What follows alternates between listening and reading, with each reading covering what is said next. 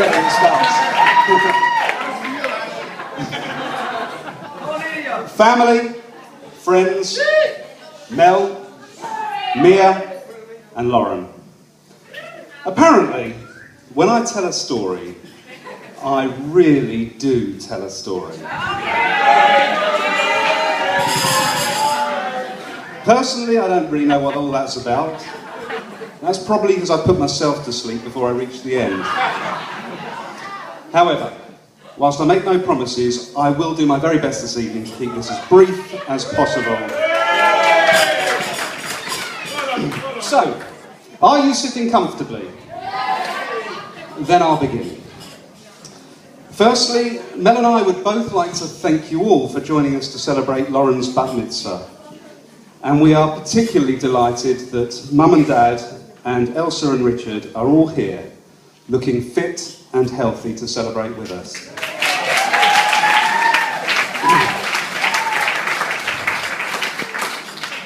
Looking around the room and seeing all our wonderful family and friends makes you realise that to be surrounded by your nearest and dearest is a very special thing, and we are very grateful to you all for making this such a special time for us.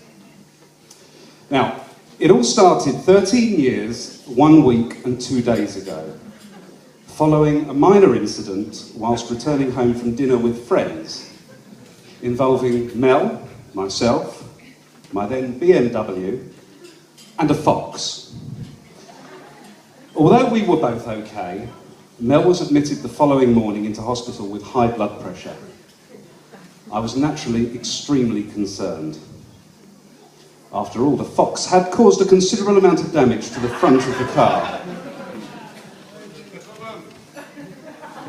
After a mere 80-hour labour, and Mel having been induced 3 times, culminating in an emergency caesarean, Lauren finally and stubbornly entered the world, bum first. All 9 pounds, half an ounce of her. Now this really set the scene for what was to come. Strong-willed and fiercely independent, Lauren has always known what she wanted and when she wanted it.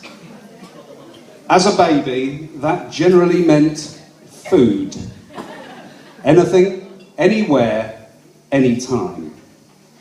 A human Hoover, which is something that hasn't changed much over the years. Being a very independent child, as soon as she was old enough, Lauren started with the sleepovers at friends, at the grandparents, in fact, anyone who would have her, really. Clearly, she was trying to tell us something. Lauren has always been a daddy's girl, and is definitely a chip off the old block. She has developed my ability to turn a short story into a novel, has inherited my numerous allergies and sneezing problems, and is always looking to try something new.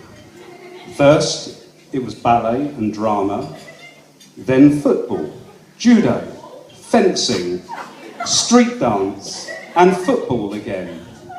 Sound familiar, Mum? But at least she's never frightened to give something a go, and will always put 100% effort into everything she does. At least for the 5 minutes that she tries it. But thankfully, Lauren hasn't just inherited some of my traits. She also takes after her mother.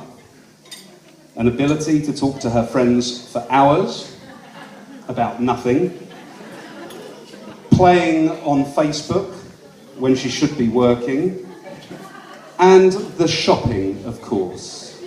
And the, I just need this, and I just want that, and can I have some more money, please? One day, Lauren, some lucky man will have all this joy to look forward to. Good luck, whoever you are. Seriously though, Lauren, after your performance in Shul today, all is forgiven. You really were excellent and so very composed.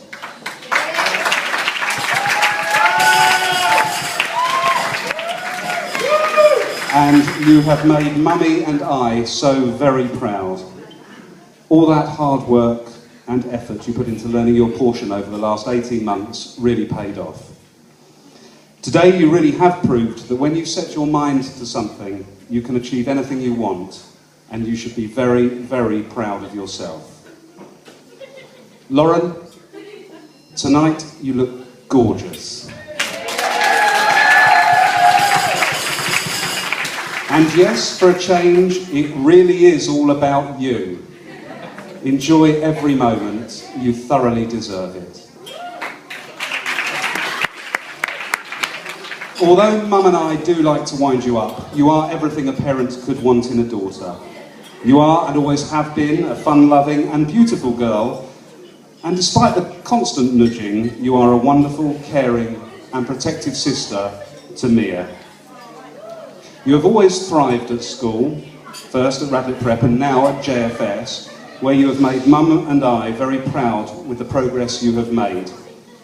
Putting aside the 80 or so bad notes received in your first year for talking too much, which I suppose is testament to the social butterfly you have now become.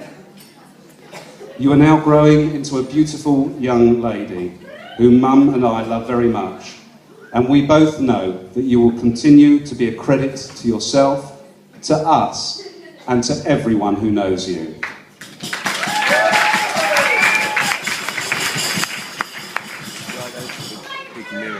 Of course, I can't forget to mention our other little angel, Mia, who I have to say also looks really beautiful tonight. Mia, when you came along in June 2003, you completed our family. And like your sister, you have always made Mummy and I proud in everything you have done. You always work hard at school and enjoy learning new things. And today, you showed us all that you are also a real star by the confident and excellent way you sung Anim Zamirot so wonderfully. And I know that although it is still 3.5 years until your bat mitzvah, you'll make us just as proud then as you and Lauren both have today. Now, on to my darling Mel. You look sensational this evening.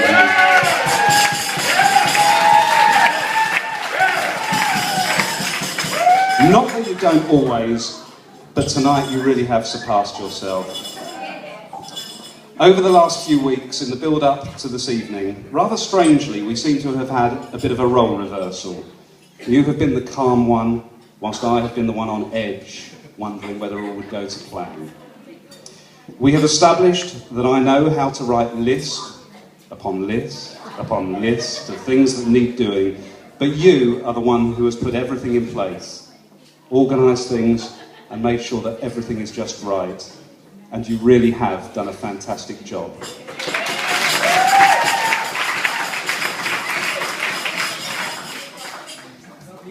Thanks must go to your wonderful and understanding boss,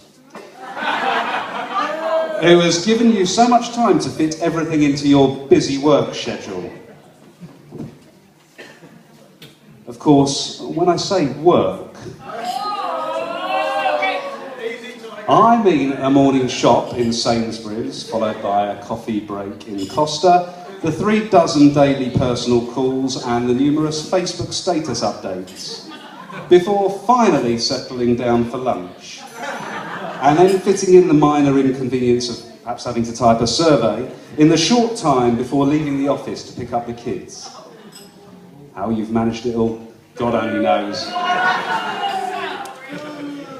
Not to mention the shopping. How many times can someone go to the Harlequin Centre or Brent Cross? And to be on first name terms with a sale assistant? Really? And if the regular shopping trips weren't bad enough, things got taken to a new level a couple of weeks ago.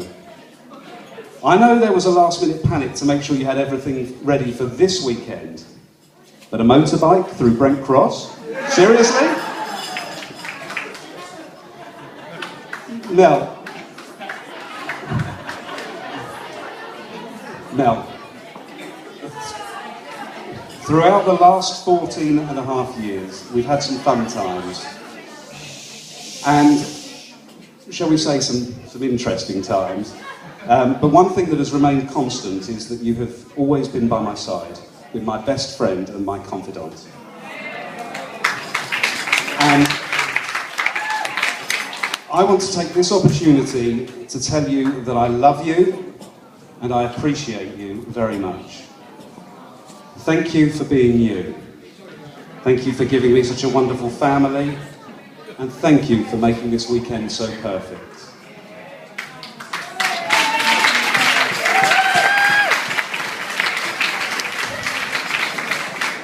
Finally, yes, you did hear right.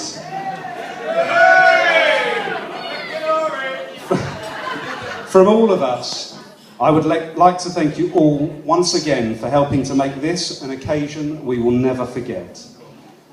Please eat lots, drink lots, and make sure you've got those dancing shoes on, because we want to make this a party we'll always remember. Thank you.